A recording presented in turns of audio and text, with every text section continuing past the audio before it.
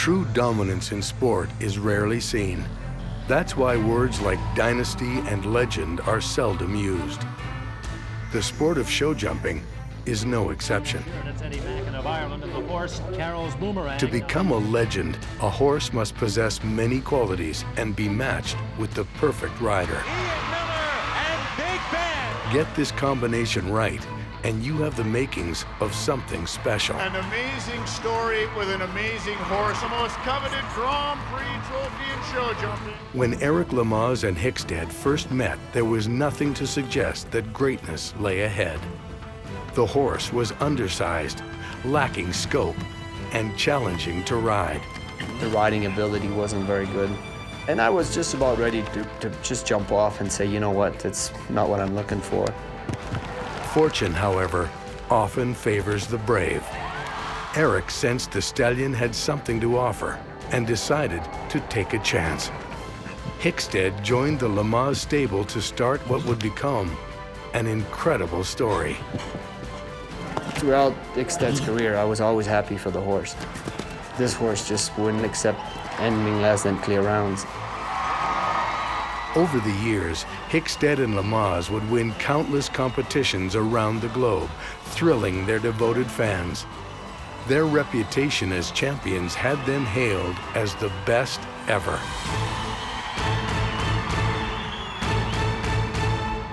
Then, from out of nowhere, tragedy struck. Abandoned today following the sudden death of the stallion Hickstead.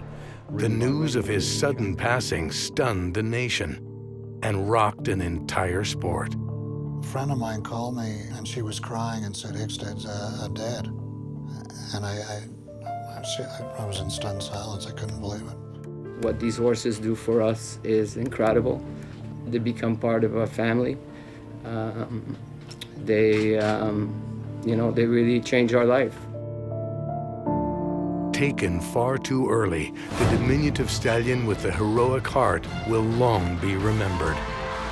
His name conjures up images of packed stadiums, screaming fans, and a fiery little horse impossibly soaring over massive obstacles to yet another victory. For me, it was the best horse in the world. Some people are arguing that perhaps it's the best horse that's ever lived. That's for everyone to sort of decide for themselves. Spruce Meadows presents The Legacy of Hickstead.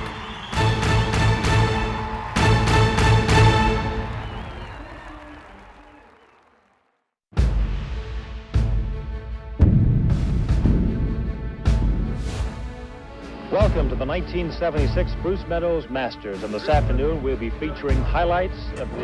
And he got in bad trouble there, lost his stirrups. Whoa. Well, problems with the triple combination. And this horse just kicks his hind legs way out. There's the first three-time winner of the Du Maurier Limited International, John Whitaker of Great Britain. Ian Miller and Big Ben, our 1991 Du Maurier Limited. I'm Ian Allison, joined as always by Linda Hethcott. Nick Skelton of Great Britain, champion of the Du Maurier. The richest payday in show jumping, ladies and gentlemen. Are you ready? I hope so, Ian. This is going to be really exciting.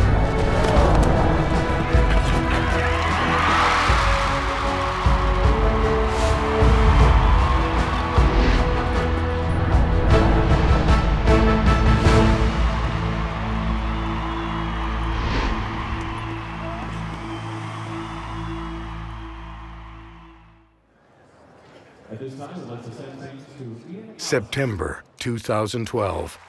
10 months after the untimely and sudden passing of the legendary horse Hickstead, Eric Lamaze joined tens of thousands of adoring fans at the Spruce Meadows Masters in Calgary, Alberta, Canada.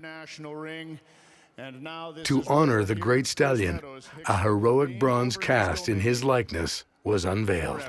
Ladies and gentlemen, from the bronze artist Mary Sand, we give you Hickstead.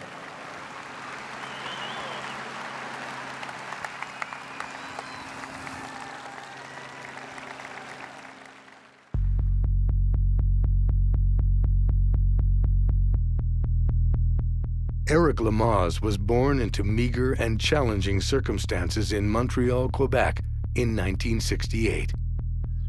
In his early teens, he discovered a talent and passion for horses and knew he wanted a career in the horse sports. One day just basically went riding and with friends and really fell in love for the sport. I didn't have the funding or the resource to do what maybe other kids were doing at that time. So I took a little bit of a working avenue to get into the sport. With hard work and commitment, he started on the bottom rung of the sports ladder, far removed from the spotlight of major tournaments and the high-stakes, high-drama world of international show jumping. By the early 1990s, Lamaze had started to gain the attention of the Canadian equestrian team. By 1994, at the age of 26, he had jumped his way to many major wins and onto Team Canada for the World Equestrian Games in the Netherlands. His successes and confidence, for the most part, came in partnership with the Irish-bred gelding, Cagney. Lamaze represented the new generation in the sport, challenging well-established veterans.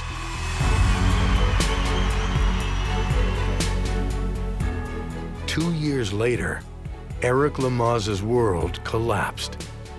Failed drug tests led to his removal from the Canadian team for both the 1996 and 2000 Olympic Games. He had finally arrived in the national sport and media spotlight, but for all the wrong reasons. Lamaze struggled to stay in the sport and find a worthwhile replacement for Cagney. Many horses came through the Torrey Pines program with high hopes and impressive pedigrees, but none had the right stuff. It was an important watershed era in Eric Lamaze's life that could have gone either way. A small but fiercely loyal group stuck with the determined athlete through it all. One of that group was John Fleischacker. He believed in and supported Eric Lamaze. Together, they began the search for a horse that could carry Lamaze back to the top of the sport. Fleischacker and I were looking for a horse for me.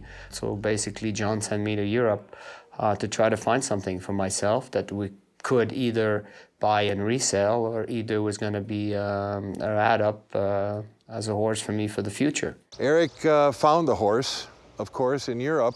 It had been tried by a number of professional riders and passed over because of its size and whatever else, and for some reason Eric saw something in the horse. And this horse had been tried by Nick Skelton, been tried by Michael Whitaker as a 4-year-old, Mac Cohn had tried the horse, so a few people had tried the horse, so I was already fairly sort of turned off. Funny enough, I tried that horse when he was 7 years old, and he was really a hot horse, which he is. He's still hot, but I could jump a big vertical line, but I couldn't jump a wide ox on him. And I thought, maybe, you know, he's a very, very good horse, careful, but whether he's has enough scope for the big time, I don't know. I went to see him actually as a 4-year-old. He was very wild, you know, it was a big jump then, but he was wild. And I was supposed to go try him again and I didn't, and I've regretted it ever since. He could jump a vertical as beautiful as any horse, but the oxer just didn't feel right. He would get to the back rail and kind of square up and come down fairly quickly, and it gave me an uncomfortable feeling. So, unfortunately, one of the worst mistakes of my life, I walked away from Hickstead. And I got on him, and the first few fences were very normal, and he was certainly not over jumping and really being on the end of the martingale, and the riding ability wasn't very good. And I was just about ready to just jump off and say, you know what, it's not what I'm looking for. I often like to stay with my first impression, and I don't want to talk myself into it. John is a new client. I really want to do the right thing and find him a superstar and, you know, a horse that can do big classes. While he always tried to go with his first impression, something about Hickstead inspired Eric to give the stallion another shot. And the horse came out once again, just as wild as the first time. We jumped him and jumped him. I was trying to talk myself out of it. I wanted the horse to do something wrong for me to say, look, see, it's really not for me. Anyway, the horse jumped very well. I got along great with him, gave me a good feeling. I still wasn't sure. So I said, listen, I'm gonna mention it to John, and John was a man of a few words when it came down to buying horses. I said, if you're willing to do something with me on this horse, you know, I'll work hard, but I said, I don't want you to think this is a sure thing. I said, this is a risk. Risk. Risk in sport is inevitable. In the horse sports, there are countless intangibles that make a sure thing impossible to guarantee. We've purchased a lot of horses with Eric, and having it not go so well, one can appreciate how much you have to spend in time and money in order to get what we got. With the purchase agreed to, Hickstead comes to Canada, and the pair go about making a first impression. First show that we went to was Palgrave. I made it about 20 feet from the stable. That's all I could go. This horse was not going near any ring. Got my groom to lead him down to the ring, got on him at the ring, did a couple turns at the trot, out of control. He sees the door and takes me all the way back to the barn. I get the in-gate thing sorted out. I work with the horse. I get him tired and everything else. I put him in a class, get to the water jump, he stops. I said, oh no, I can't believe it. I said, no, I'm giving up. So Jan Candel, which worked for me as a rider, said, Jan, you gotta take this horse. I'm sure he's not worth it, but he won't jump the water. And we had a very good friend who had a barn with 2-3 little water jump. And he was going to the fence and start to go sideways and go beside it. So make it a little bit more difficult to reinforce them, to get confidence to go over all of that. So it took a little bit more time. And over time he went through it. But meanwhile, when you train a horse to get over this problem, they don't get quieter, they get quite tense, you know? So this horse is getting more unrideable by the second as we making him jump these fences. We were really concerned about whether we made the right purchase. But my wife, Dondi, kept telling Eric over and over again, no, you can't get rid of it. He's your career horse, you're keeping it. And she gets the credit, I don't.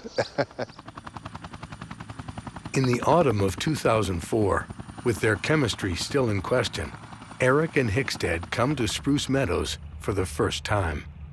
Since I was here, I don't give up easy either, so I said I'm gonna enter the horse in the meter 30. And he was flawless. He never put a foot wrong. He jumped unbelievable. Then the journey began to train him. A spark is fueled to see what truly lies within the young stallion, to understand what makes him tick and what might be. In those days, Jürgen von Butler was working for me, and his background is dressage, and tried to make some sense out of riding Hickstead and getting him broke, as we say, and rideable and everything else, which he did an incredible job. The beginning was tough, I have to say. His idea of what he was supposed to do and was a little bit different from ours to start. He was quite opinionated at the beginning. He didn't end up being unruly, but he was always a very active horse, very aggressive at the jumps, full of fire. While riding, his character really came out. You just questioned, you know, was he going to have enough stride to be a serious Grand Prix horse? The power was an issue.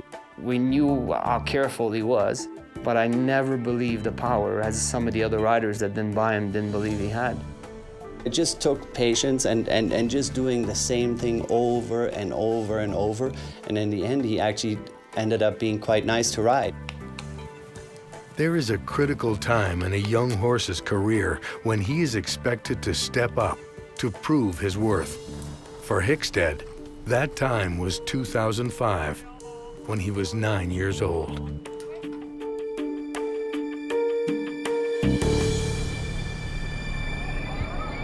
Hickstead's first Spruce Meadows victory came in June at the Spruce Meadows National. I remember like it was yesterday. This meter 45 class is very difficult. I came down the line, I think it was 5 stride, jumped the oxer and steadied for 5. Hickstead ran right through my hand, and this horse landed, and I mean, knew the way out of there and used so much power to make that oxer. He seized the pole, and he knew he was going to be long and he was in trouble, and he made the move by himself. And I got out of the ring and I said, I think I have a real horse. By July, Eric thought the horse was ready to jump in his first -60 event, the highest of the FEI jumping divisions. The Queen Elizabeth II Cup at the Spruce Meadows North American was one of its biggest tests. It proved to be too much, too soon. He started to show some promise, and I remember Eric was really on my case every week. He wanted to jump in a WEF and a Grand Prix, and I said, he's not ready, just wait. Physically he's ready, mentally he's not ready yet. This was a competition that I had picked that I wasn't sure if he was ready for or not, and I think he stopped at one of the water double Liverpool, if I remember well, or he jumped it funny anyway, and then he stopped at the British fence.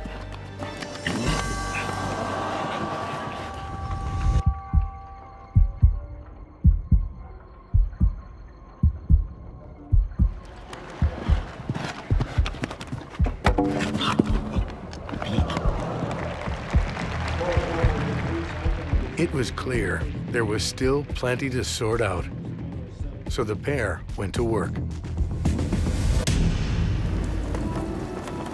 By September, they had jumped their way to the top level of the sport and were competing for Team Canada on its biggest stage at the Spruce Meadows Masters in the BMO Nations Cup.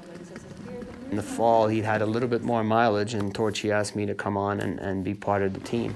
And I was the first rider to go for Canada and jumped in the rain and everything else. He had 2 down. In brutal conditions, they put on a worthy performance. However, control was lacking when it was needed most. I've never sat on a horse that was quite as strong, but also so sensitive in his mouth. And that's why early on in his career, he kind of went in a big hackamore bit combination.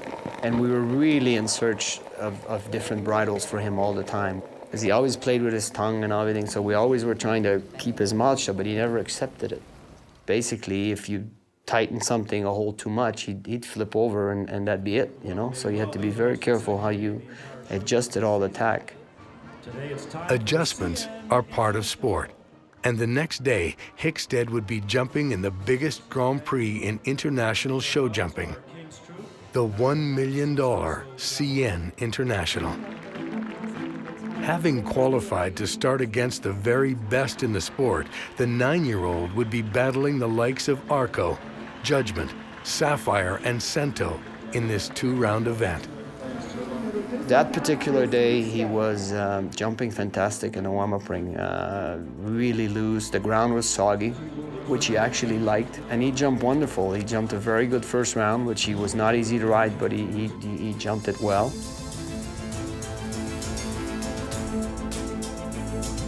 Course designer Leopoldo Palacios set a track to test the best in the sport, and they answered the call with 13 jumping clear, including Hickstead, who continued to show that he belonged in the big leagues.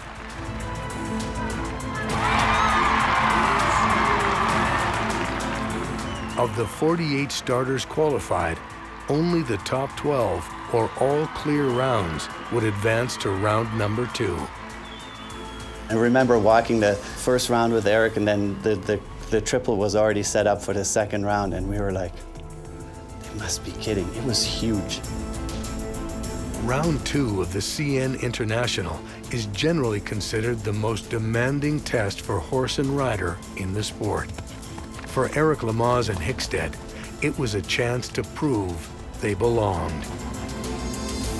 He had given so much in the first round, and he was trying so hard in the second round that I think with the crowd and the energy in the air, he just got a little bit tense.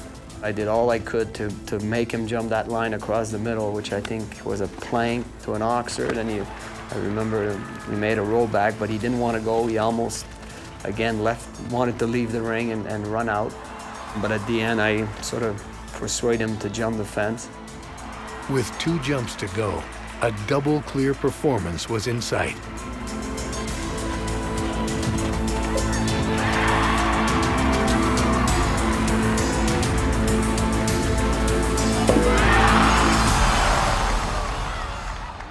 A little anxious on my part and a little too much energy from him. And the last fence came down. That was by far the biggest class that he had been in.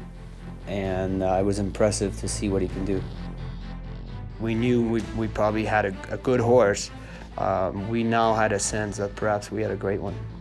Hickstead became very much a going concern in the eyes of other international riders, recognizing that all of the pieces of the puzzle were falling into place, and each time out they got stronger. Hickstead had arrived.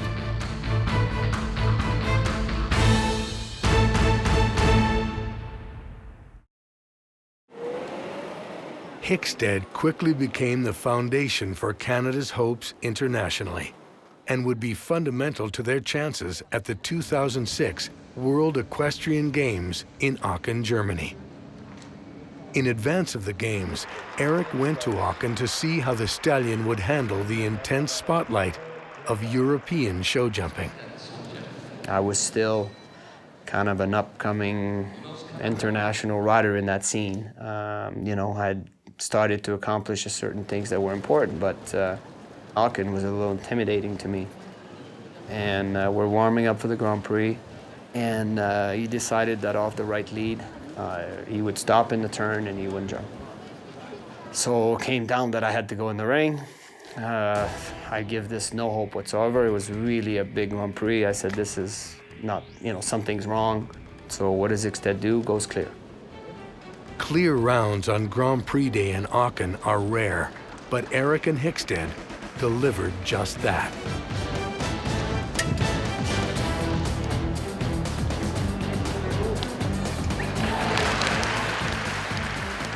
This was, you know, luckiest day of my life. I've never had a warm-up where I couldn't jump a horse over more than 4 fences and had to go in the ring. And for no reason, just that day, that was the way it was. Well, this just keeps getting worse. I just turn the corner and he won't go and he won't jump. A little bit off the left lead and nothing off the right. Go back in the ring. What does he do? Do another clear round. Eric and Hickstead respond with precision. Double clear in the Aachen Grand Prix. They're into the jump-off, a 3rd round featuring show jumping's biggest players. So by now I'm really confused into what's happening. You know, this horse will not jump in the warm-up ring, but just keeps attacking these fences in the ring and just flying away, you know?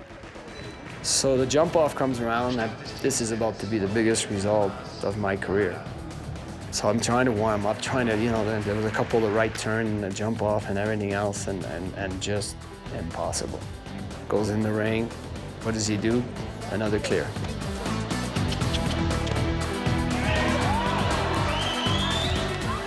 The newcomers from Canada were very much appreciated by the huge and knowledgeable crowd. They had just won a bronze medal in one of the toughest venues in the sport. Just to be triple clear here, it just really tells you that you have a world-class horse and that you really feel good about the upcoming event and like the World Championship and things like that, because you feel like you got a horse that you can do all that with. I'm really proud to ride a horse like him. It's great fun. After only 3 short years, Eric Lamaze and Hickstead were gelling as a team.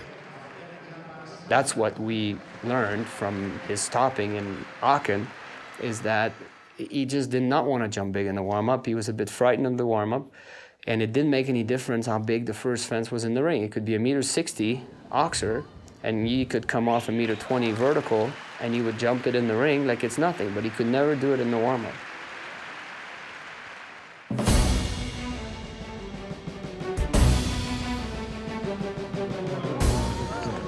In June, Eric and Hickstead returned to Spruce Meadows for the national tournament. They still hadn't won a major event in the international ring, but were about to give it another shot in the CN Reliability Grand Prix.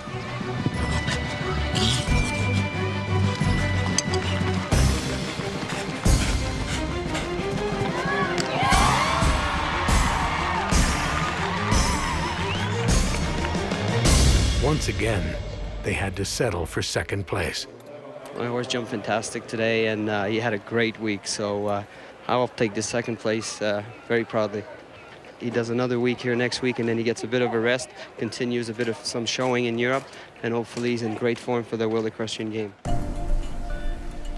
The World Equestrian Games in AACHEN started with promise, finishing second to BZ Madden on opening day. He did the first round of the World Championship. I took the lead in the speed. He jumped a very strange last fence. The fence was behind, and he tried to run out. I held the left rein, and he left the ground funny. Didn't think anything of it. He finished second. That was complemented with a clear round in the second leg of the championship to stay in medal contention. When it came the second leg of the second round of the competition, that morning my groom called me, Jerome called me and said the horse doesn't look very good behind. It's walking very short. I called the vet, says it's not terrible. Says the best thing to do is to get on him, work him. It just could be soreness, you know, he might just work himself out of it and whatnot. I think I was more worried about it than the horse was at the end, you know. I think it was in the back of my head that he wasn't feeling great. In the third leg of the championship, disaster. 12 faults. And the games were over. I didn't ride well, and he basically just, you know, pulled a little something in his back and just was off. But it wasn't an injury that took a very long time out of his schedule. 2006 ended with disappointment. Hickstead had shown signs of greatness, but were these just misleading glimpses? His resume was already more impressive than the vast majority of international show jumpers. At 10 years of age, he should have been hitting his prime. But was he? In Wellington, Florida, at the Winter Equestrian Festival, Eric and Hickstead launched the 2007 season with a winning effort as part of Team Canada in the CN Nations Cup of the United States. A good start to the season. Upon arriving at Spruce Meadows for the 2007 Summer Series, they started strongly with a win early on in the National. But then, a setback of sorts. A disappointing 14th place in the CN Reliability Grand Prix. If nothing else, Eric Lamaze and Hickstead defined resilience, and they proved it. Following their disappointing result in the opening Grand Prix, the juggernaut took off, and they recorded only a single rail through the rest of the Spruce Meadows season.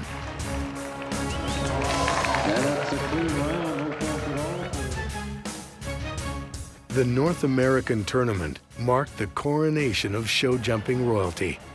Their first major win at Spruce Meadows in the ATCO Power Queen Elizabeth II Cup. When we came underneath the clock tower for a major competition, he cantered in the ring, and there was a job to do, and it was getting done. Unless of something unusual happening, this horse was 100%.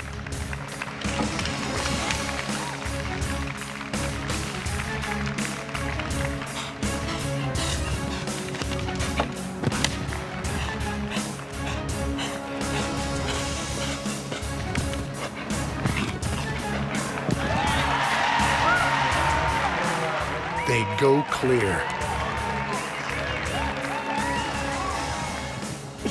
Norman Dello Gioio is last to go. And with that rail, Eric and Hickstead finally win a Grand Prix title in the international ring. And as we did it the first time in 1990, hoist the crystal chalice, ladies and gentlemen. Eric Lamaze rides the Maple Leaf to victory at Spruce Meadows. Any major competition that you win is such a great sense of accomplishment when you've had a horse a long time. When you work with a horse that had a little bit of problem, and then you get to the point where you start winning, this horse starts being recognized as one of the best, and then you go win the Queen's Cup, and things are coming together. I was happy for myself, but throughout Hickstead's career, I was always happy for the horse. This horse just wouldn't accept anything less than clear rounds. Clear rounds were now commonplace, expected, and later that summer, they would be mandatory. At the Pan Am Games in Rio de Janeiro, the challenge was simple. Canada had to medal to qualify for the Olympic Games. Much of the pressure rested on the back of Hickstead and on the shoulders of Lamaze. For Eric, it was a bittersweet double medal performance. That's actually the place where he jumped the worst. I was sort of looking forward to go to the Pan American game. He had jumped some very big classes and fences, and I said, this is going to be smaller. He just didn't quite feel it there. There was not a lot of ambiance. It was not a huge crowd. The fences weren't that big. He just never rose to the occasion. That's one particular week where if I ever had to say, Hickstead, come on, let's do a little something here, I had to do it for him that week. That's probably the only week where I would say he wasn't at his best.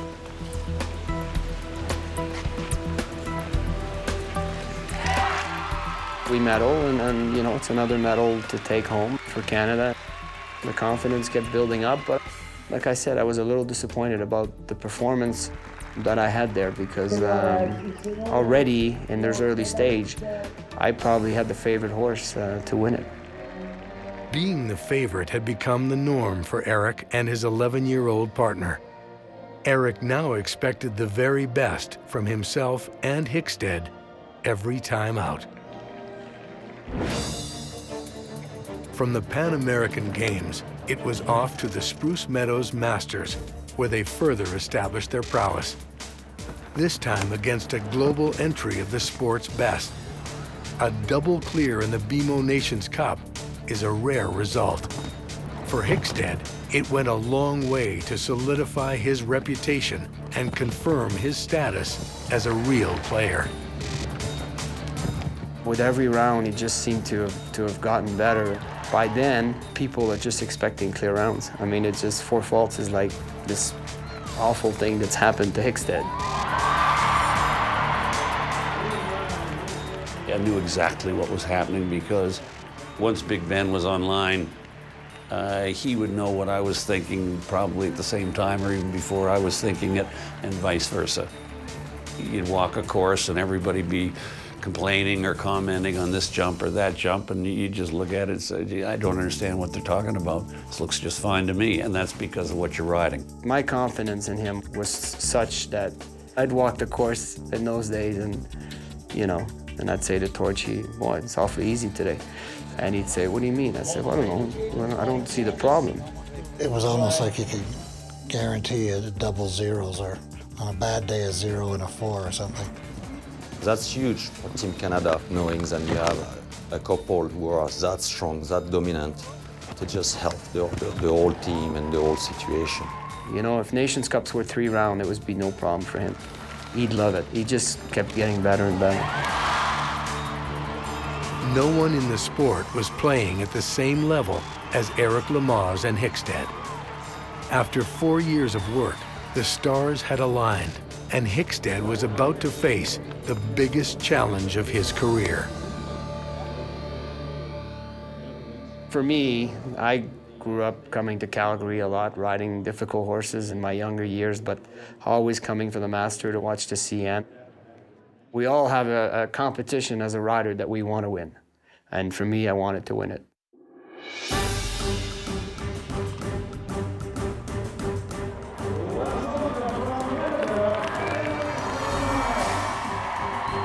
A full stadium was on hand to watch Lamaze and Hickstead take on the Leopoldo Palacios course. The CN International you can't put more pressure as a rider on yourself. The prize money's very big. The owners are in the stands. You want to do well. The crowds are here to watch Canadian jump clear round. time allowad's tight. You got the bicycle, you got this, you got that. I mean, yeah, these are all fences that sometime you need to be a little lucky jumping out. The goal, qualify in the top 12 and advance to round 2 of the CN International. Expectations were high. They'd not had a rail in months.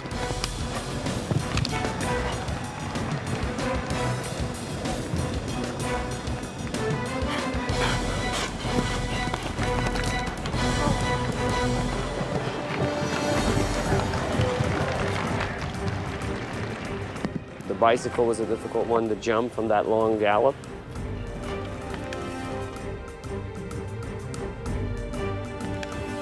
You rarely see 12 clear in the first round in the CN and no 4 falters coming back. But you have to be sitting on a very good horse and have a great day. Hickstead was never a huge fan of the Canada Plain. It's not a straight jump, it curves in a bit, and he never quite knew where to put his leg. And I cannot tell you how many times I rubbed that fence and it stayed up for me. That's the one fence I always hated jumping with him.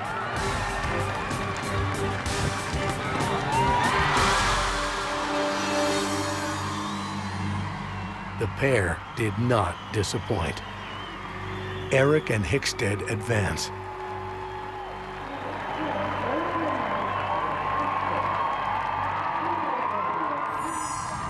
If you go into the first round and you have a clear round, you better buckle up because what's coming is probably the hardest test that you'll jump in your life. 11 others joined Eric and Hickstead in round 2, including reigning world champions Jos LANSINK and CUMANO.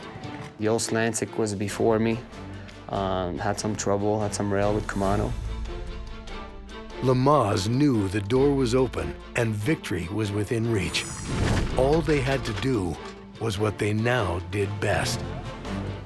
He never touches a fence in a warm-up, but that particular day, I remember I set up a very, very small oxer and he came to the base of it and he just touched it on the way up. The pole didn't fall, and I said to people helping me, I said, just give me a vertical. I said, I'm good to go. And they looked at me, are you kidding? And I said, no, let's go. It's good. That was this huge double Liverpool to jump, triple bar, double Liverpool, and then an oxer, long gallop to the British fence, and then the quaint from Athens. It was for me to lose. I mean, he wasn't touching a pole.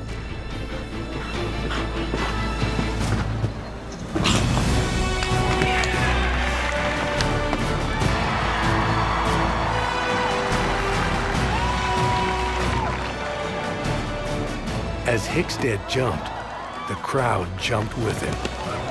As the crowd would cheer, he would get better, and he would work harder at doing his job.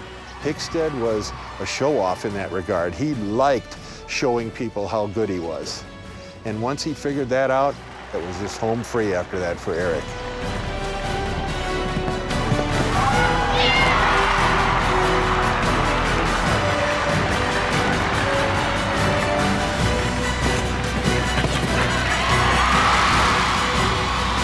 It was the round of a lifetime, a double clear performance in the world's toughest Grand Prix. When you go at the end and there's no double clear, there's one left to go, it's a victory in that class, even if you're going to be second. The prize money is great. The recognition as a rider that you're going to get your entire life for being second in that competition is fantastic. The crowd is cheering. You felt like you just won.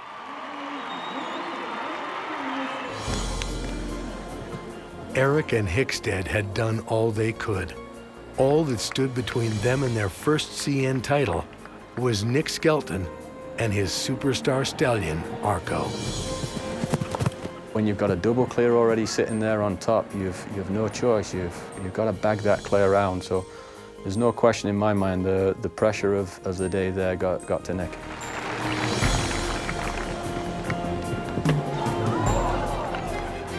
It wasn't a rail, but a refusal that gave Eric and Hickstead their first CN International title. Like, you don't believe it, you know? You're like, oh, I can't believe this has just happened. When Eric won, I felt like I won something. It was tremendous. It was just very emotional. we were just hugging emotionally at the end gate. That's the way it worked for he and I. We were together with his wins. When Hickstead won that first Grand Prix, it was the first time that we actually were like, wow, like a Canadian can do this. Suddenly, I think Canadians felt like they got another real champion to go and cheer for. He got to that stage, and once he got there, he never came down.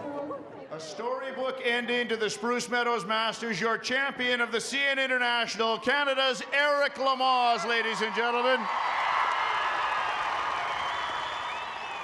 This is an emotional win for me, for sure, and we gotta give a round of applause to Hickstead. He loves to compete here. He loves to hear you make noise and clap and over every jump. But what a horse. He's given me such a great year. And to win a tournament of this magnitude here with the riders behind me, it's a dream come true for me. The trophy symbolic of international show jumping supremacy, Canada's Eric Lamaze.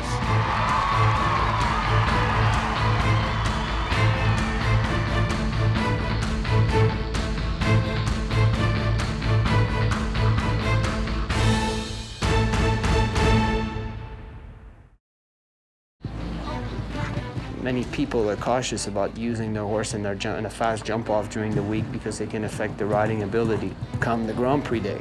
I've now realized that I can basically run him every class and it makes him better. So I'm feeling like he can be beaten. Hickstead for sure possessed those qualities that all just freaky, great athletes possess. I mean, he really, really had a strong, strong desire to do his job. He was just a fighter in his heart. And Eric, I think, is a bit the same type of a person. I mean, I think he's a real fighter, and he'll take any shot he needs to take to win a class. When he went into a competition, he went in to win it. It didn't matter whether it was the first day of the Masters or the CN International. He just went in to win. I saw a lot of great horses. Milton, Big Ben, Japalou. They won a lot, but in the earlier events of the week, sometimes there would be a fence here, a fence there, and they always seem to rise for the big Grand Prix. However, Hickstead, every time you open that gate, he jumped clean. I believe he jumped 26 clear round in a row without knocking a rail down. He'd become so good. They could just lay down round after round after round, and you just never thought that a horse could jump that many clear rounds and win that many classes. It was incredible to watch. I've been around the sport a long time, and virtually no one could remember a horse that could jump at the very top level so many clean rounds just consistently. It was extraordinary. They became the combination to beat. They had great expectations put on them by the fans, expecting to see clear round after clear round after clear round, and more often than not, they delivered. Together, Hickstead and Lamaze were just getting started.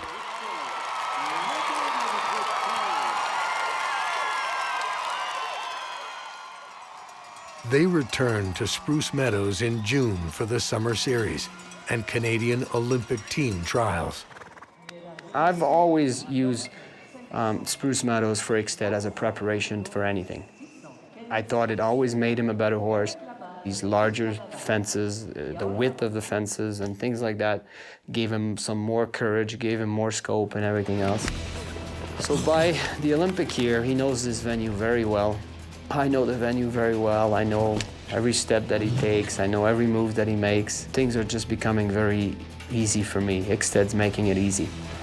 Eric and Hickstead took to the course in the CN Reliability Grand Prix. They were making it look easy.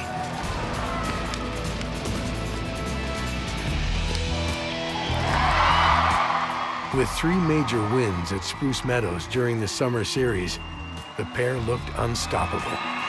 Eric Lamaze starts off 2008 in championship style with Hickstead in the CN Reliability Grand Prix. The clear rounds kept coming. The expectations kept growing, and the confidence was clear. If there's an option in a jump off, I know how to do it. If there's a long gallop to a double, I know how to do it. There's nothing that I can think of that's coming at me that's going to be a surprise. There's nothing that I can think that can stop us.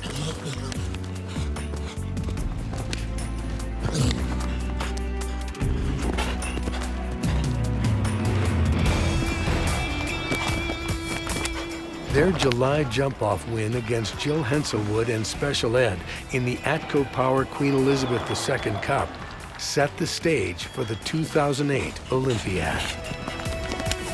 And a clear round, a good start for the jump-off.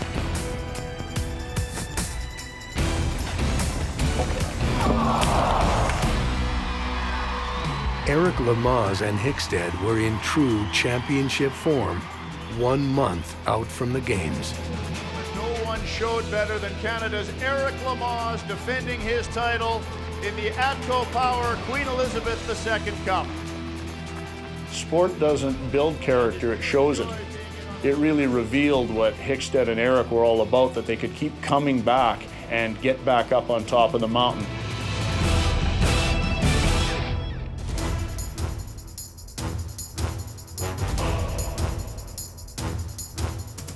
Destination Hong Kong, site of the 2008 Olympic equestrian events. The team of Eric Lamaze, Ian Miller, Jill Henselwood, and Matt Cohn was now going in as medal contenders. With Hickstead in the anchor position, confidence was high. When you look at most gold medal teams back over the ages, there's always seems to be one of those superstar horses as the key factor, the linchpin, so to speak. The horse that was born the year Lamaze faced his first Olympic crisis was now carrying his Olympic dream. I was riding last for our team. Then Hickstead came around and did what Hickstead did and jumped a clear round to put us in a decent position for the second day. And then when the second day came and Matt Cohn's horse had an injury and we were starting with 3 riders, and Jill Henselwood had a bit of a disastrous first day, me and Ian looked at each other and said, this is going to be hard to do. Hard, but not impossible. Undaunted by the task ahead, Jill Henselwood gave Canada the perfect start, a clear round. So all of a sudden, we're like, wow, this could look good. And then Ian went, he had it clear. And then I went and I had 1 down. With 20 faults over 2 rounds, Team Canada won the silver medal. Their first trip to the Olympic podium since 1968. Lamaze and Hickstead easily advanced to the individual final. I had my plan, rolled my round, the horse jumped beautifully. Loved the stadium there, just loved the energy, loved everything. He was very rideable. And then the second round came, and before you know it, there was one guy left standing with a double clear, and Hickstead left to go. And I was like, okay, I think this can be done. The pair went about their job. Only the second double clear of the competition, the Olympic gold medal, would be decided by a jump-off. Leading off, Sweden's Rolf Goran Bengtsson. 1 rail down and 4 faults. And I remember sitting at the in-gate going, you know, you're sitting on Hickstead, you can really have 4 faults, all you have to do is go faster. This is not only possible, but you have to be an idiot not to make it happen. I mean, if I can be so blunt. It soon became apparent that neither the jumps nor time would be a factor. As they crossed the finish line with a clear round, the stadium cheered and a country erupted. Eric Lamaze and Hickstead were Olympic champions. I knew that I had won the gold and things like that, but I had no idea of the impact that it had in Canada. I remember having huge sign, well done, welcome home. I mean, all of these things, and I was like, wow, this is unbelievable. I'm glad we didn't miss that. For that experience, there's no way to describe that. Just to be there and to see that happen. I remember I was working in the US and I sat in front of the computer and I watched Eric at the Olympics, and I have to say I cried. I'm probably going to cry now. For the team to win silver and for Eric to win a gold medal with, you know, the history and everything, it was unbelievable. Gold medalist and Olympic champion representing Canada, Eric Lamaze on Hickstead. It was the pinnacle of the relationship between this sport and this country. It was everybody's dream come true. 4 years after Hickstead and Eric Lamaze agreed to a partnership, they were firmly positioned at the summit of international show jumping, the Olympic gold medal podium. At 12 years of age, Hickstead was in his competitive prime and had gained the respect and admiration of an entire nation and the world of show jumping. Fortunately, the legacy of Hickstead was far from complete.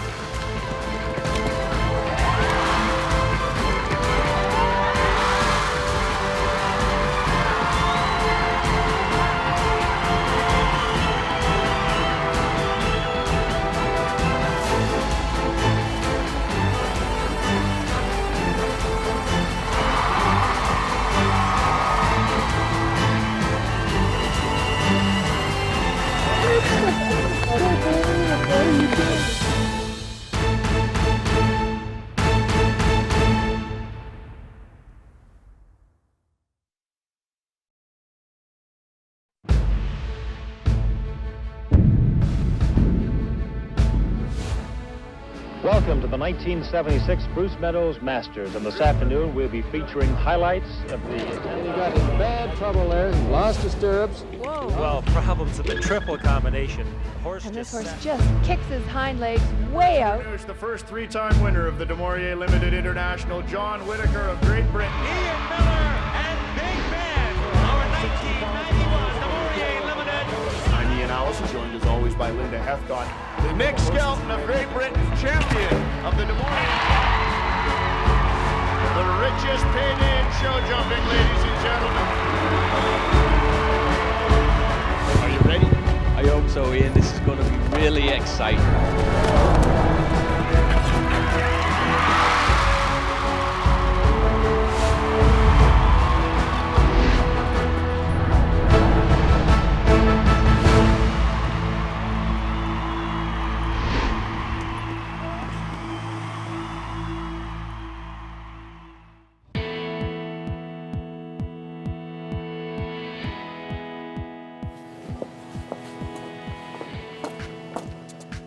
Eric Lamaze and Hickstead departed Hong Kong for the Spruce Meadows Masters.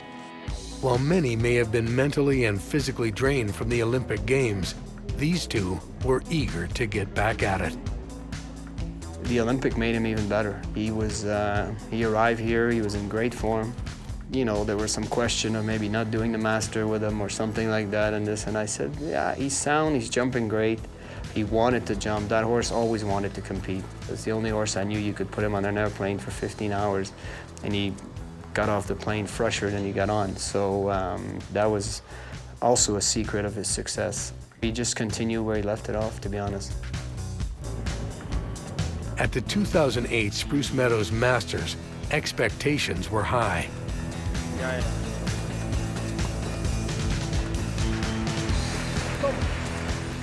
Lamaze and Hickstead did not disappoint. Perfection through the first 4 days, including double clear in the BMO Nations Cup.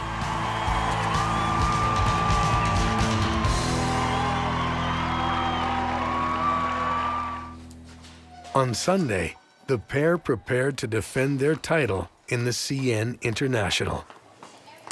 Winners twice already during the 2008 Spruce Meadows Grand Prix season, a third win would mean a $450,000 bonus in addition to the coveted title and winner's paycheck. That bonus, double clear in the Nations Cup the day before, everybody's talking about the bonus and the bonus and the bonus. For Lamaze, the focus was on a demanding first-round course.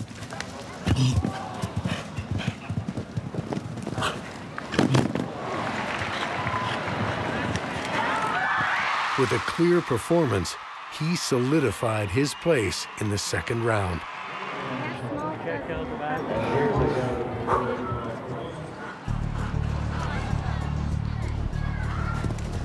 In round 2, Nick Skelton and ARKO, runners-up to Lamaze and Hickstead a year ago, put pressure on the pair, finishing with just one time fault.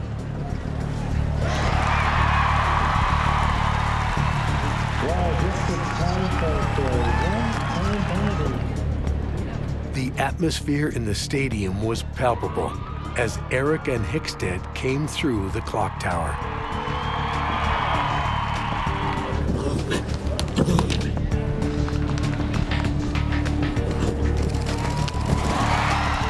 Clear.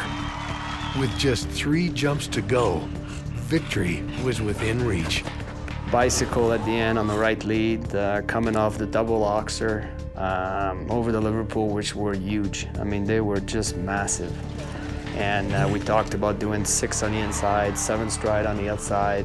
That was a tough line in a sense of what to make of it. Jumped the double oxer like a star, came around the bend. 7 was my choice to keep him out and straight. Got there a little bit close and then just had the rub.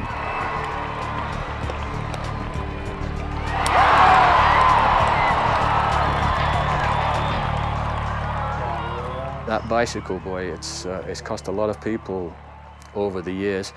You know, on the other side of it, for Nick, to go and do it by beating, which in his mind was the best combination in the world in Eric and Hickstead, just icing on the cake for Nick.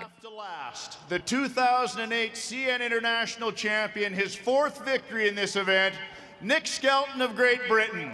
This is the way that it was played out that day. I would never, you know, I've left that rail in the cup for not winning the Olympic. You know, it just was a great year and it just wasn't meant to be that day, but I knew there'd be other days to come. For Eric, while disappointed, he knew he and Hickstead were still the ones to beat every time out.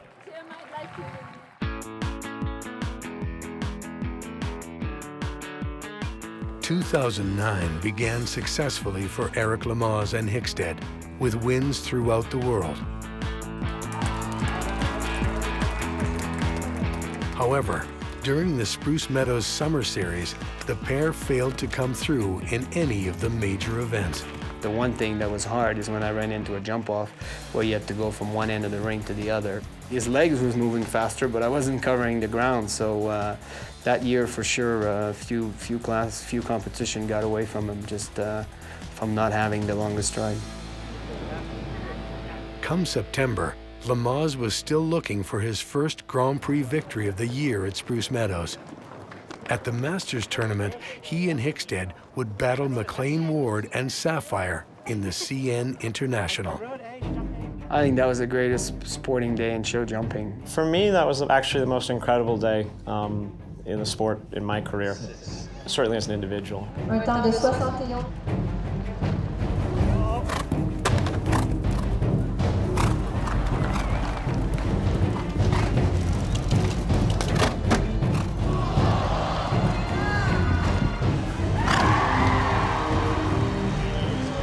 Through 2 rounds of jumping, both pairs were flawless.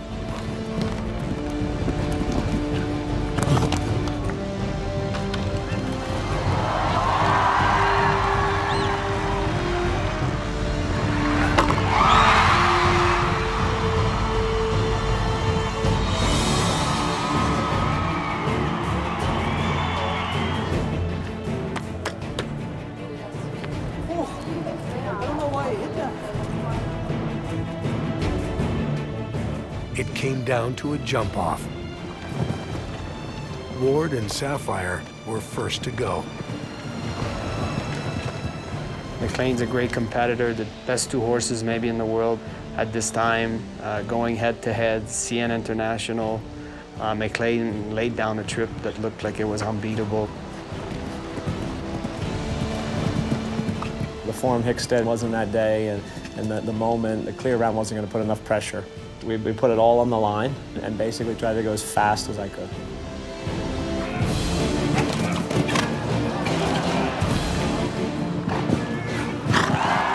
clear round, Ward and Sapphire's third of the day. With a time of 37.76 seconds, the pressure fell squarely on Lamaze and Hickstead.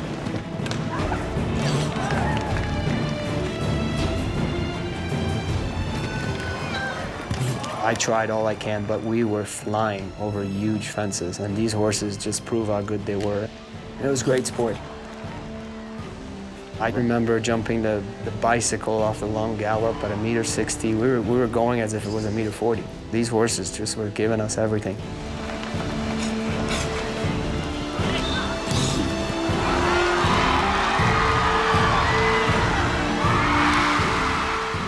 By the blink of an eye, Lamaze and Hickstead were denied a second CN international title. You know, it's sport. I mean, it's just sometimes you lose by a nose, sometimes you lose by a lot. McLean can be very proud of the day he had that day because he did beat me, and I don't think if I had to go again, I think the result would be the same. As Hickstead progressed in his career and won a lot of competition around the world, I think every riders were trying to beat Hickstead. I've been in many press conferences where I was second or third, and the first thing that the person that was winning were saying, it means a lot to them to have beat the combination of Eric Lamaze and Hickstead. In my opinion, Hickstead's the best horse that ever lived and ever did the sport, or the combination is. And I think on that day, Hickstead was at his very best, and Sapphire and I were able to beat him. And I don't think that happened very often. And I'm the most proud of that moment in my life. And when I look back on that day, I always think about Hickstead, that, you know, we beat the best horse that ever lived on his best day. And that's a pretty cool thing. So I guess that's no better tribute.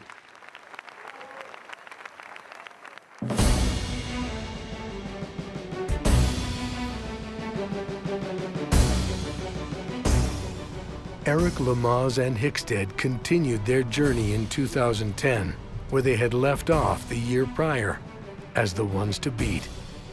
Major wins in Le Bowl, Rome, and Valencia set the stage for the Spruce Meadows season. It was during the Spruce Meadows summer tour that Hickstead built on his remarkable legacy with 4 major FEI wins.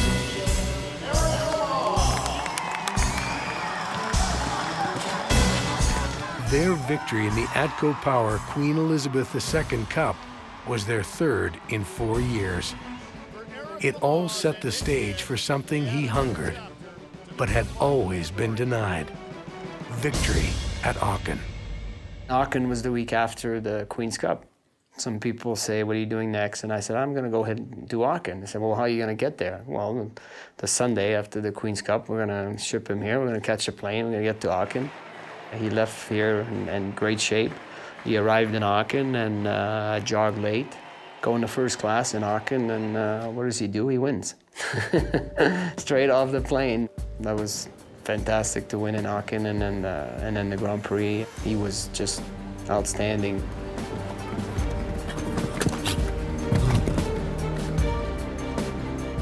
Had 2 very hard rubs the first round, which stayed up, which gave me tremendous confidence for the second round. Whenever a horse like Hickstead touched the fence that stayed up on course, it was pretty well the last rub you were going to get that day. So if it stayed up, your confidence just was through the roof.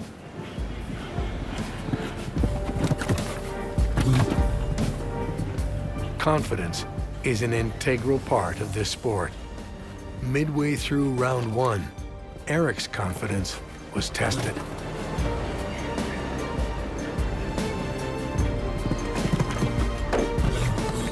It was a big triple combination. He made a huge effort at sea to come out. I landed, and I heard a crunch. And then I tried to put my, try to feel my stirrups, and I couldn't feel anything. And I was like, whoa. And I remember I just let the stirrup slide deep in my foot, just so I wouldn't have it, and just finished the round.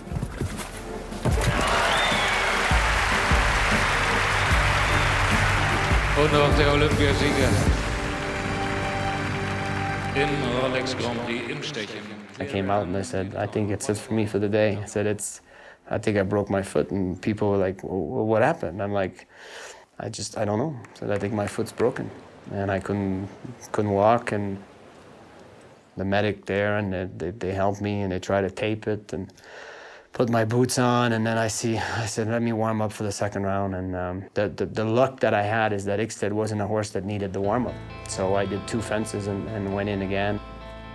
I basically let him do his thing for the second round, and then there was a very, very fast jump off.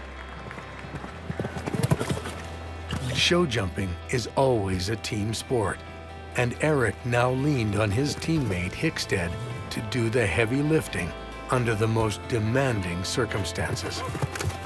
It was quite a bit of pain and discomfort, but I left a lot of things up to him that day.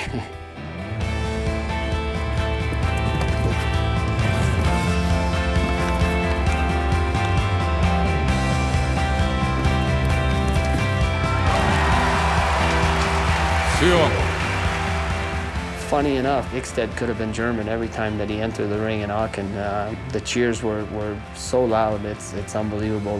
The crowd really loved this horse in Aachen. They really respected him, you know, with these massive fences and how easy he jumped them and how competitive it was. For me, Aachen was a little bit like being at home. I think winning Aachen that year after what he had done definitely made him the best horse in the world. Best horse in the world, the #1 ranked rider in the FEI Rolex World Rankings, Lamaze and Hickstead solidified their place on top of the sport. With the Spruce Meadows Masters and World Equestrian Games to come over the next 3 months, these tests would prove even more daunting with the injury to Lamaze's foot.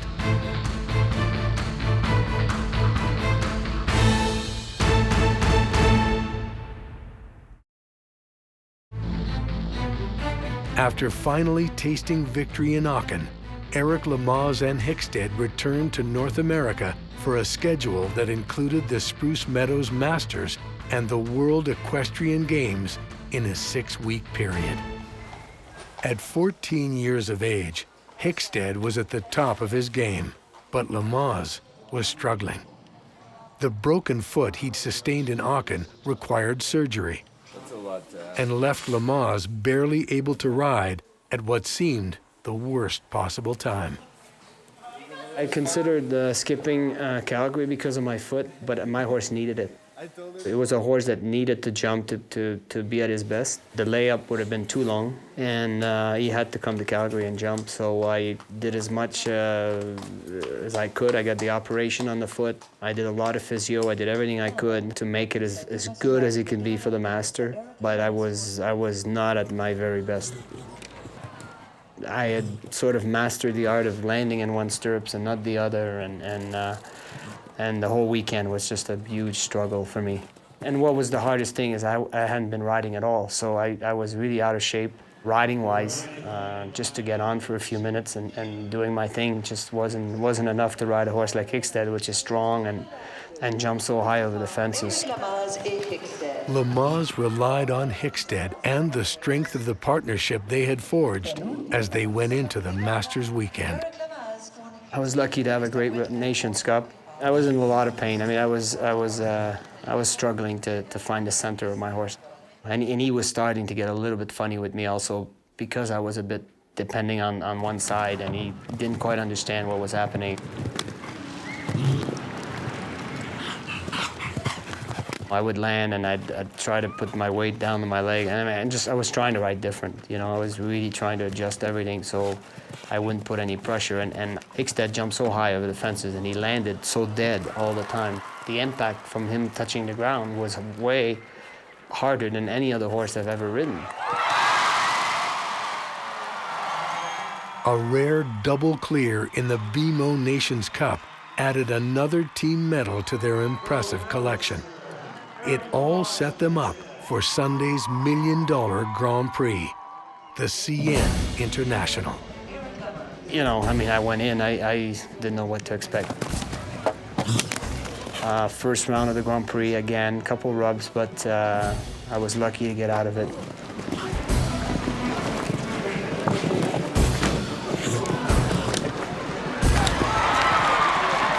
Lamaze showed his toughness, and Hickstead showed his heart. Another clear performance. But round 2 would pose an even greater challenge. The second round of the CN is, you know, in my opinion, is one of the biggest rounds in the world to jump. And I got by the Nations Cup, but the jump just got to be a hole too big. Early in the second round, Lamaze's injury finally caught up to him. And it was a massive triple bar in the corner of the ring, adding to the double Liverpool. I remember Hickstead just jumping the top of the standard, landed on my right foot, protecting my left one. Because of that, my stirrups pop up. I tried to get it back, couldn't get it back, and I mean, I wasn't gonna risk that double Liverpool. You know, it was over. It just got to be too much. I couldn't do it. Despite the refusal, the pair regrouped and managed a third-place finish. There's no regret. I just wasn't up to standard to win that year. My horse needed to come here and jump. So, I mean, disappointed, yes, always. But now that I look back, even that day, as soon as I came out of the ring, I said, you know, guys, relax. It's just one of those things, you know. After the Masters tournament, Canadian team coach Terence Miller forced Lamaze to the sidelines, saving them for the World Equestrian Games in October. I was supposed to ride on the team in Madrid. Other horses that I had in Europe leaving the Masters, so he forbid me to do that. But I kept my cast, I kept walking, and just the doctor was just said, give him time, do some lasers, do this, do that. I was doing everything available to me to make it better. The problem with the World Championship is my fitness. I was exhausted. You know, I just wasn't riding fit. Even if you have Hickstead, you can't win competition being this unfit. I was impressed I got as far as I did, and more credit to Hickstead for that. Hickstead's lone rail at the 2010 World Equestrian Games came during the opening speed event and proved more of a benefit than a penalty. One pole was enough to make a difference in the entire event, and as maybe sad as we were that it came down, in my head I knew, I said, this is not going to happen again.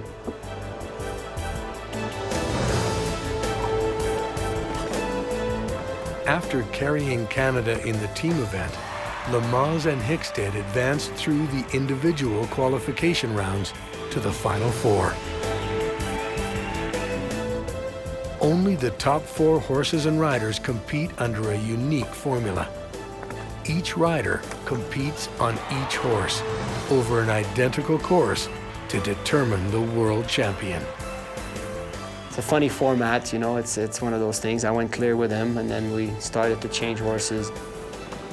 You know, a few riders had some hard rubs with him here and there, but everybody rode him very well, and the horse did all he could for all the riders.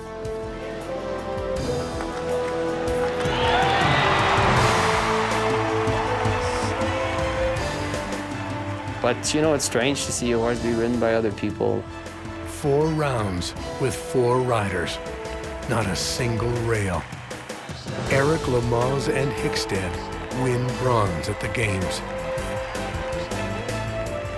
Hickstead wins Best Horse, a title that Eric will always cherish. When you've worked this hard with a horse, and you've accomplished a lot and you know how good he is, for that title to be attached to the horse, it's better than you winning. This is the hard work that paid off, and the horse has so much trust in what he's doing and has so much knowledge that he's capable of doing all these things for all the other riders without the riders knowing him and everything else. Just, he really deserved that title.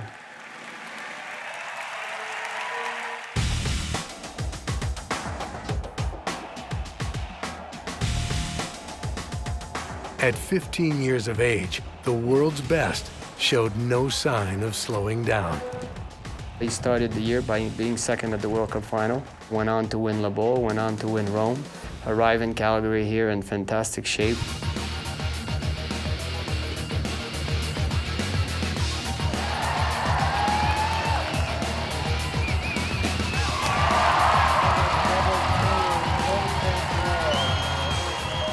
As the 2011 Spruce Meadows Summer Series reached its grand finale, Hickstead and Lamaze were looking for an unprecedented fourth win in the ATCO Power Queen Elizabeth II Cup. The Queen's Cup always been a competition that suits him. It's 2 rounds. He's capable of doing 5 if you want him to. So there's no such thing as him being tired or coming back being lazy or not careful or anything. He always better the second time in. It's the type of competition that really suited him, and if it was to be a jump-off, let it be a jump-off. He's still ready to go. And that year, it would come down to a jump-off against American rich fellers and flexible. Every once in a while, in the last few years, I'll kind of play out in my mind what I think is going to happen in a class before the class starts, and then it happens. I thought, you know, it's going to be Hickstead and flexible in a jump-off. I just know it.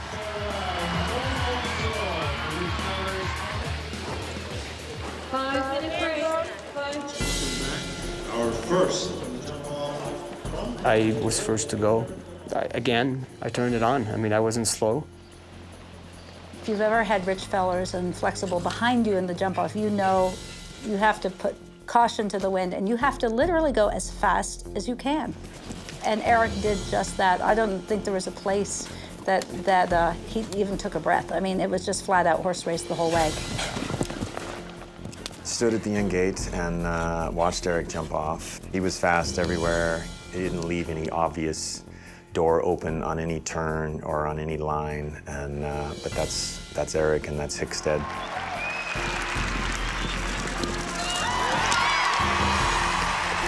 Clean round. What a trip there for Hickstead. I remember going in the ring thinking I'm going to have to just trust my horse's ground speed and just you know, stay within his limitations and hope that I can outrun him.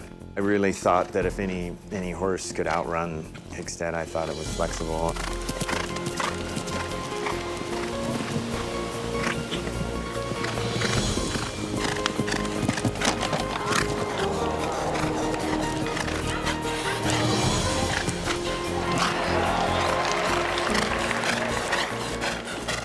I got to the last jump very good. I felt it was close, so when I put a little leg on him over the top, he got a little hurried and didn't finish behind, and he rubbed it with a hind foot.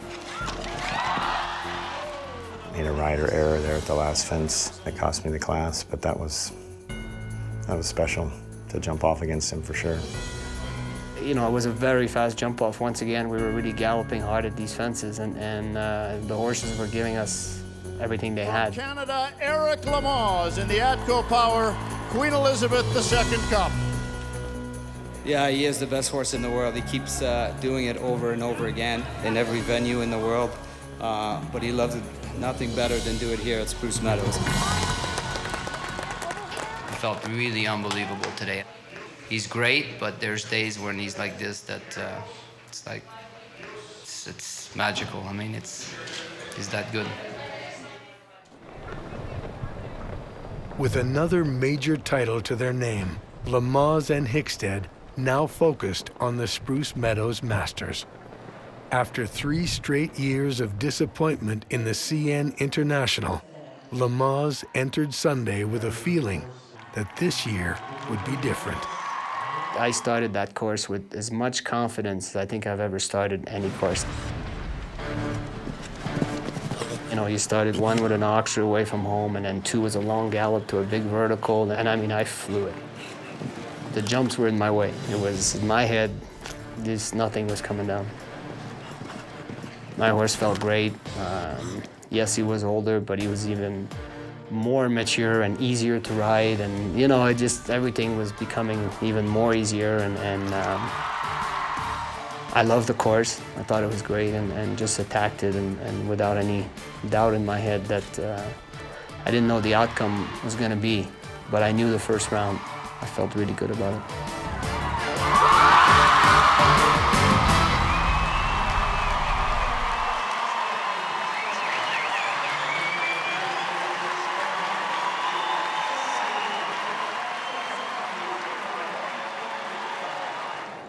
13:50 hours. At the top of the leaderboard going into round 2, Lamaze knew it was his title to lose. I had a good feeling. I said, this is big, this is difficult. I knew the field that was here that year, and I said, there's not many horses that can jump this second round, I can tell you. I mean, Leopoldo had just put everything he could put. This is going to be a challenge for a lot of them, including for me and Hickstead, but I knew he could do it.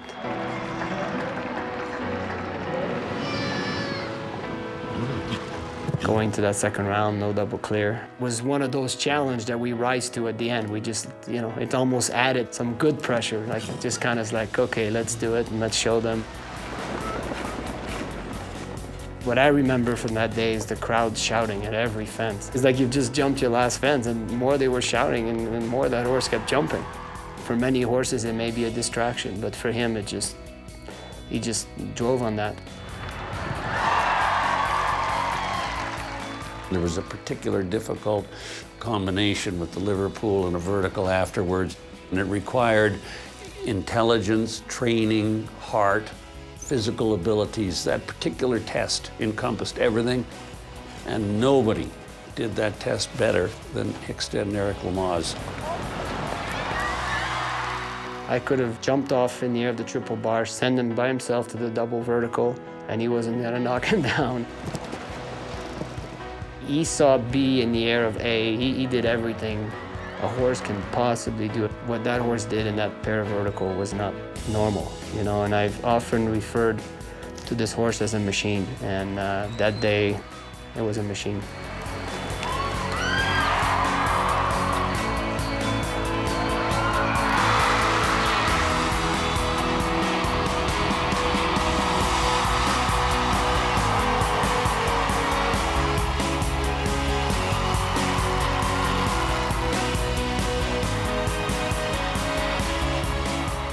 He was so good to be able to do these double clear in the Nations Cup, come back, do another double clear the next day.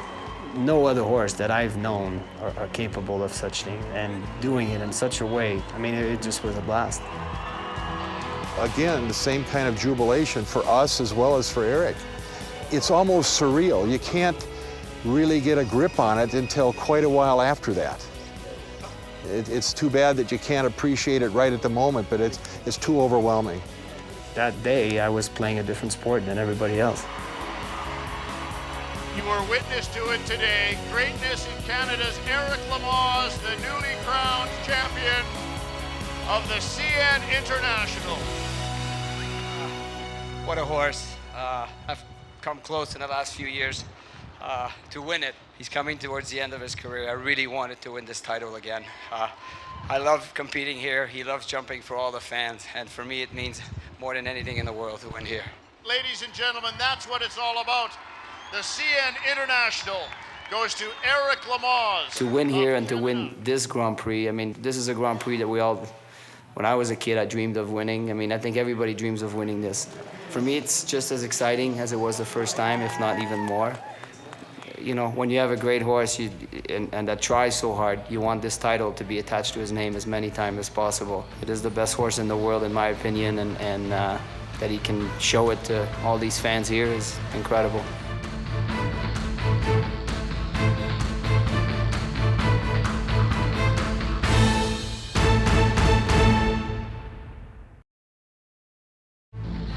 Number 1 in the world, without question. Perhaps the best of all time. Eric Lamaze and Hickstead enjoyed front-page celebrity status around the world and were celebrated in the horse sports for their remarkable successes. Their Rolex #1 world ranking was firmly entrenched when they arrived in Europe for the indoor season.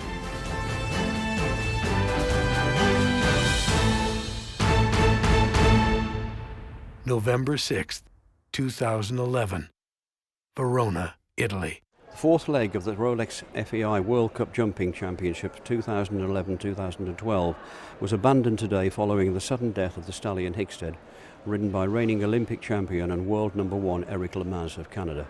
The Canadian partnership had just completed Rolf Lude's 13-fence track with a single rail down in the middle of the combination, when Hickstead collapsed and died.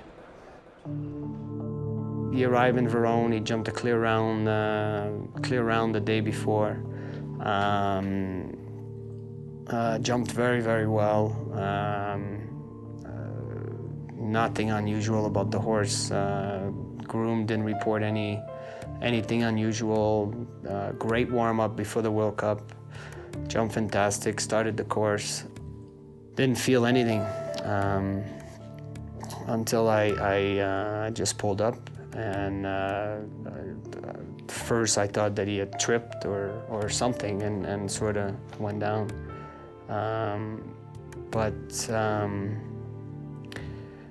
You know, just everything really happened very fast afterwards. Yeah, it's one of the saddest days of our life for sure. I was with my family when I got the call from one of the people over there that told me that happened. And of course, naturally, you don't believe it. You almost think it's a hoax call. But as it sinks in, you come to grips with it. And shortly after that, I got a call from Eric, as you can imagine, about as distraught as a person can be. A friend of mine called me, and she was crying and said, Hickstead's dead. And I was in stunned silence. I couldn't believe it. It was a difficult moment. He called me, tell me what happened, and he was devastated. And at first I was, what are you talking about? But now with the internet and everything, that was all around our cell phone and stuff like that, so I started to think in, and I think it was a really difficult moment for Eric and everybody. The drama of it and then the intensity of the way it happened, I think, just reinforces the legend. Eric returned to Canada to address a stunned and saddened nation. What these horses do for us is incredible. Like Tim said, they become part of our family. They really change our life. It's a sport that we choose because we love it, but it's a sport that we chose because we also love the animal. So, it's not like breaking a hockey stick or breaking a tennis racket. For us, it's really, we become very close to these animals and have great respect for what they do for us. Yeah, for me, it meant everything. This was his love affair horse. And I think deep down inside somewhere, he would tell you that he knows he can't have another one like it.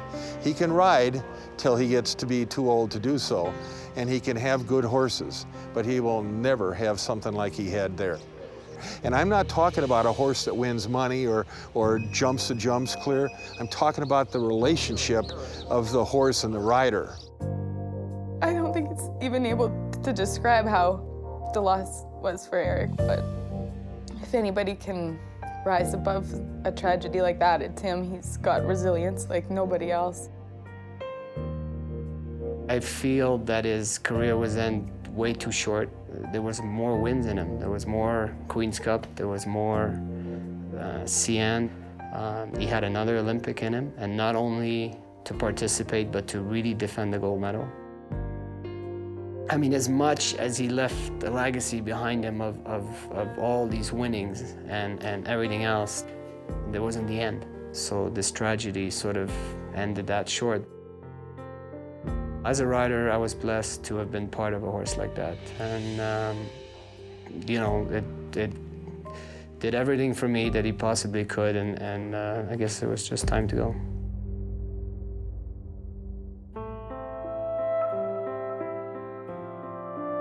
Coping was difficult. From around the world, there was an outpouring of emotion for this horse that had truly captured the hearts of fans.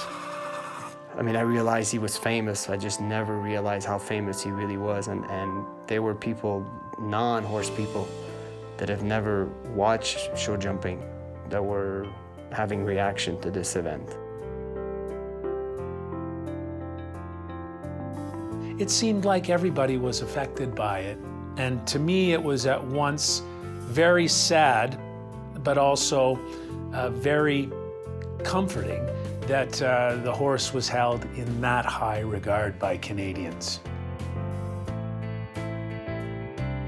How can this little horse have such an impact on so many people, and the reaction just was overwhelming. The horse, Hickstead, the rider, Eric, played their part, and they were, you know, in perfect harmony. They made everything happen together. And that, to me, is the sign of the perfect relationship. That's maybe what they were in terms of this sport. They were the perfect relationship. At the 2012 Masters, a fitting tribute gave the fans a final chance to say goodbye. Eric, working with us here at Spruce Meadows, determined that this was a suitable place for a tribute to take place. This is where he shone brightest at home as a Canadian horse. The place was absolutely packed, and you could feed off the emotion of the crowd. And they were there to be a part of this, you know, and I think for them, as fans, Hickstead was a part of them. Beginning in 2005, Eric and Hickstead first came through the clock tower here at Spruce Meadows after completing what might be described as somewhat of a nondescript career as a -30 and -40 horse, but there were believers. And two of them are with us here today, Eric Lamaze and John Flashacker, the two men that are responsible for what we then enjoyed over the next 7 years. If you will, for a moment, consider this. Eric Lamaze and Hickstead started 77 FEI events at Spruce Meadows. They medaled in 50 of them, and they had a staggering 20 victories here in the international ring. And now this is where, here at Spruce Meadows, Hickstead will reign over his domain forever. Ladies and gentlemen, from the bronze artist, Mary Sand, we give you Hickstead.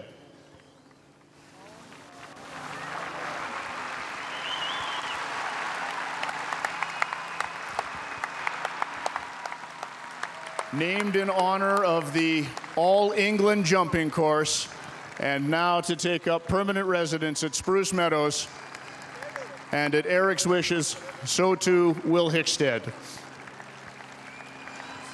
I would like to thank the Flashacker for providing me this horse and keeping it with me for all these years.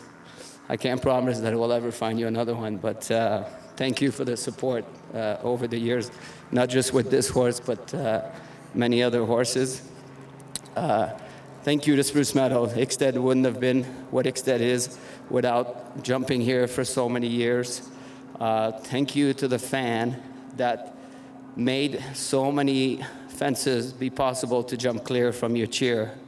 And I'm gonna ask, I mean, John's been sitting with you guys watching his own horse many times, but he has not heard the cheers from the middle of the ring that you were giving Hickstead over every jump that I jumped. So as a final tribute to Hickstead, I'm gonna ask that John and Hickstead can hear one more time, you guys. So let's pretend that Hickstead's coming down the last line in the CN International and give him the cheer that he deserves, and let John hear what I heard all these years. That's very fitting, Eric. Ladies and gentlemen, a final clear round for Hickstead.